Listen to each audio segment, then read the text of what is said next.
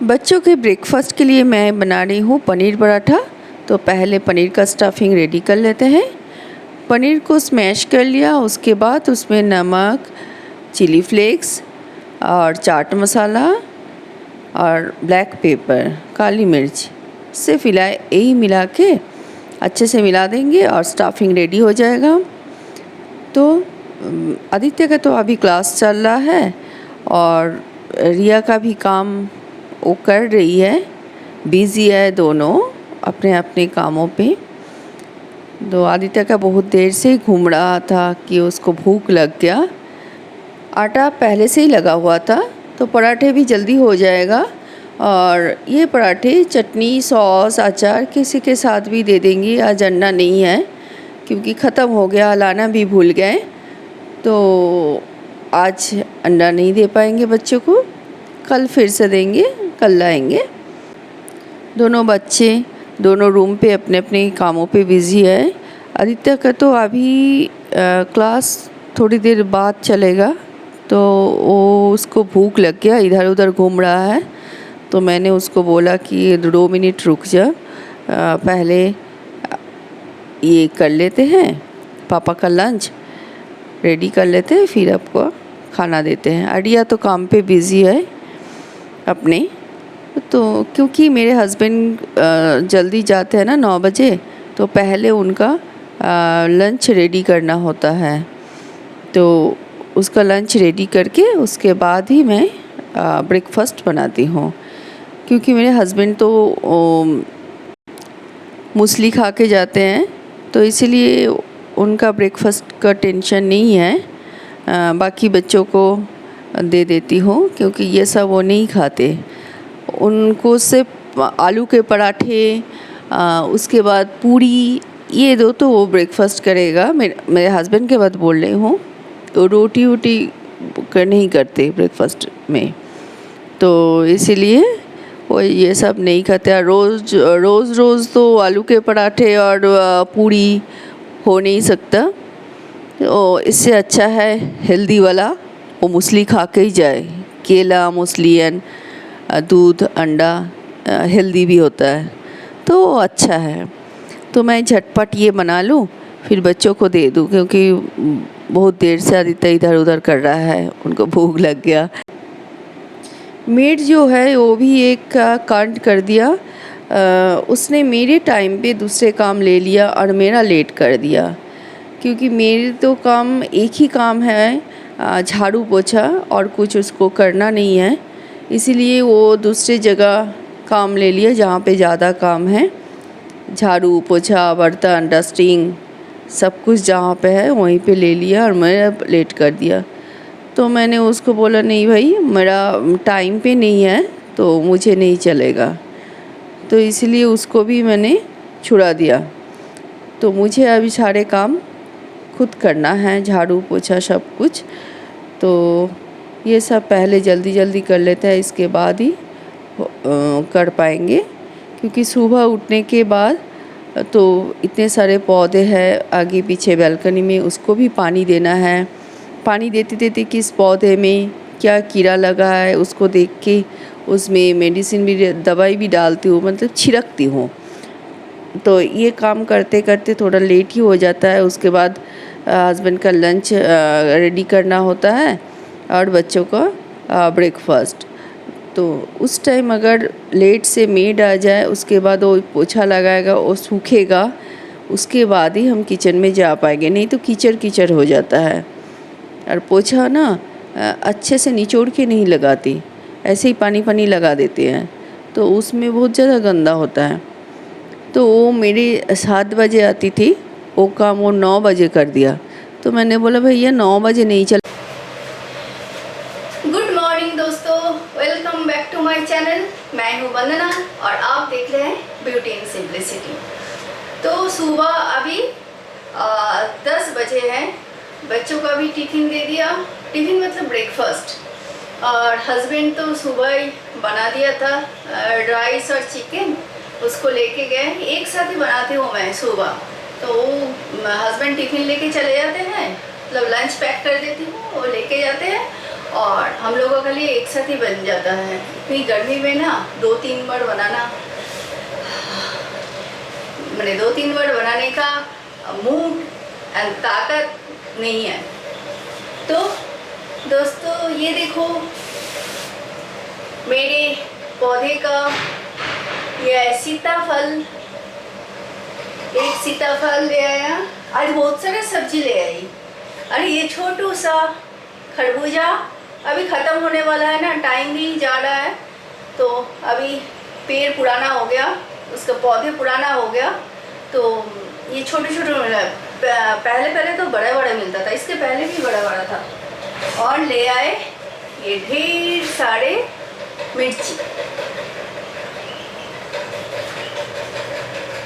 इस बार गर्मी में खरबूजा तो गिन के 2-3 दिन ही शायद लाए थे, बाकी तो मेरे गमले में जितने भी उगा हुआ है डेली एक एक निकल के आते थे। गर्मी में खरबूजा तो उतना खरीदना नहीं पड़ा। दूसरे मैंने लास्ट गर्मी में या उसके पहले गर्मी में बहुत सारे खरबूजा खरीदती थी। इस बार सारे अपने आप निकाला है, खरबूजा देते रहे। और बैंगन तो खा नहीं सके, आम वाली आता है उसको भी दे दिया मैंने उस दिन 1.5 से 2 किलो उसको पैकेट भर के दे दिया। कोई खाना नहीं चाहते अब, अभी भी है ऊपर। इतनी गर्मी में ना सेम है ना, सेम फली उसका भी फ्लावर आए हैं। इतनी गर्मी में सेम फली का फ्लावर देख देख के ना मतलब खुद के ऊपर ही गर्व होता है। गर्मी में भी सर्दी का सब्जी उसके बाद नींबू के पौधे में भी काफ़ी सारे नींबू है, तो अभी खाने लायक हो रहा है। थोड़ा बड़ा सा ले आएंगे, फिर आपके साथ शेयर करेंगे। तो चलिए, मेरा तो लंच हो गया, बच्चों को ब्रेकफास्ट हो गया, अब मैं ब्रेकफास्ट करूँगी। ब्रेकफास्ट में आम, दूध और बादाम ये सब भी मैं करती हूँ और कुछ नहीं। और बहुत ज़्यादा ये ना बेली फैट हो गया, थोड़ा सा एक्सरसाइज करना है, तो सुबह टाइम नहीं मिला। देखते हैं, गुड़िया का भी काम है, क्योंकि क्रंचेस करेंगे तो उसको ही पैर के ऊपर खड़े करेंगे, उसके बाद ही करेंगे, तो इसीलिए उसका हो जाए शाम के टाइम कभी भी करूँगी।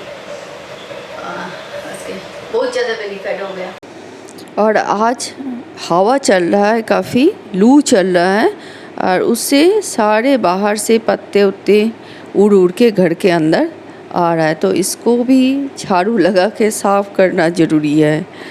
जितने भी झाड़ू लगा के उधर ले जाने की कोशिश कर रही हूँ, पत्ते उड़ के फिर से आ रहा है। कुछ टाइम कोशिश करने के बाद कामयाब हुई। अब ये सब डस्टबिन में रख दूँगी, ये जाएगा सारे कंपोस्ट बिन में। जितना भी छिलका उल्का है किचन वेस्ट, ये सब कंपोस्ट बिन में जाएगा जब ये भर जाएगा।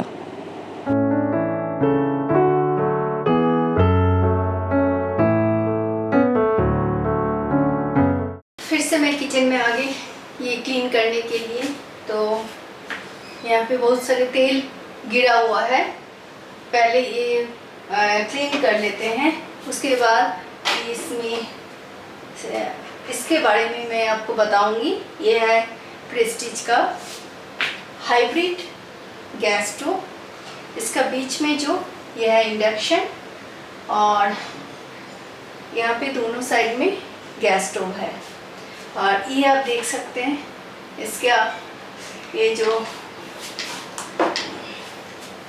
पावर प्लग है ये इधर इधर गिरा रहता है, तो इसलिए मैं ऊपर ही उठा के रख दिया, टांग दिया। तो इस टाइप का है ये। 2012 में मुझे गिफ्ट में मिला था, लेकिन मैंने इसे यूज़ नहीं किया।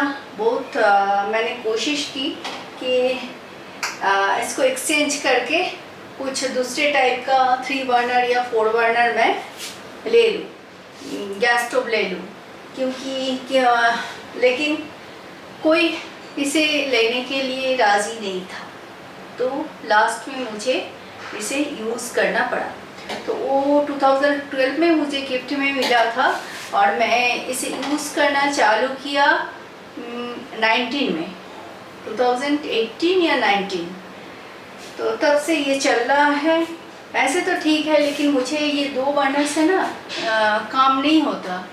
मतलब अभी हो जाता है, लेकिन बच्चे जब छोटे थे, स्कूल में जाते थे ना, तो मुझे सुबह जल्दी में 3 से 4 बर्नर में काम करना पड़ता था। तो ये 2 बर्नर में नहीं होता। फिर मुझे 2 बर्नर के साथ ये इंडक्शन भी चलाना पड़ता था, फिर मेरा काम पूरा होता। क्योंकि बच्चे का टिफ़िन, उसके लंच, मैंने स्कूल में जो ले जाते हैं, सारे कुछ रेडी करना था। जल्दी 6 साढ़े 6 बजे के अंदर वो रेडी करना था। तो इसीलिए उस टाइम मुझे ये काफ़ी प्रॉब्लम हो रहा था। फिर और ये ना एक साइड से जिसके पास गैस सिलेंडर है उनके लिए काफ़ी फ़ायदेमंद है। मेरा तो इसका ज़रूरत ही नहीं होता, क्योंकि ये गैस पाइपलाइन लगा हुआ है। पहले भी मैं जहाँ पे थी वहाँ पे भी गैस पाइपलाइन, यहाँ पे भी गैस पाइपलाइन है, तो इंडक्शन का ज़रूरत ही नहीं होता। और जिसके पास गैस सिलेंडर है उसके उनके लिए ये इस टाइप का गैस स्टोव काफ़ी फ़ायदेमंद है। क्योंकि अगर अचानक से आपके पास गैस ख़त्म हो जाए, तब आप को रुकना नहीं पड़ेगा। कुछ दिन के लिए आप इसमें इंडक्शन में आप कुक कर सकते हो, तो वो काफ़ी फ़ायदेमंद है। और बच्चे जब छोटे थे, सुबह के टाइम मुझे डेली यूज़ होता था इंडक्शन। अभी बीच बीच में कभी कभी अगर बहुत जल्दी रहता है, तब मैं इंडक्शन गैस के साथ इंडक्शन में मैं यूज़ कर लेती हूँ। ये है ये प्रेस्टीज हाइब्रिड गैस स्टोव का रिव्यू। ऐसे तो प्रेस्टीज का ब्रांड भी अच्छा है और ये गैस स्टोव भी काफ़ी अच्छा है, नो डाउट। और यहाँ पे जो ये है ना इंडक्शन, ये भी सुपर क्वालिटी। बट वही है, मेरा इतना बड़ा ज़रूरत नहीं था। मेरे 3 से 4 बर्नर अगर सिर्फ गैस स्टोव होता तो मुझे ज़्यादा आसान होता काम करने के लिए। बट जो है अपने पास उसी से ही संतुष्ट रहना पड़ेगा, है ना। जो एक्चुअली ना कोई कुछ जब चाहता है, मतलब मेरे पास ये हो जाए तो मुझे काम करने का आसान होगा या सुविधा होगा, वो उनके पास होता नहीं। वो जो चाहता है वो उसको मिलता नहीं, लेकिन वो नहीं, जो नहीं चाहता जो चीज़ें, वो ज़रूर उसको मिलता है। ये मैंने देखा है, मेरा एक्सपीरियंस है।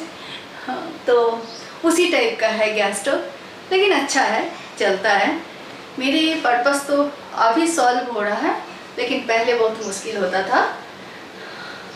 तो अच्छा है, साफ़ करना प्रॉब्लम है। ये जो इलेक्ट्रिक का तार है ना, इनका जो ये प्लग पॉइंट जो है इधर उधर गिरा रहता है, इसमें ना ऑयल लग के थोड़ा सा वो चिकनापन कैसे हो जाता है, उसको भी पोंछना पड़ता है। एक एक्स्ट्रा काम है, तो ये जब पोंछती हूँ तो उसको भी एक साथ पोंछ के लेती हूँ, क्योंकि नहीं तो इसमें चिकनाहट जम के ना उसका हालत एकदम बुरी हो जाएगी।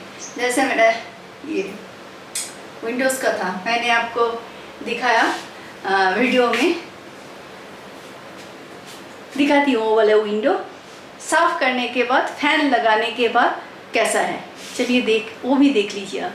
ये देखिए, कल जो साफ़ किया था, इसका शकल सूरत सब बदल गया।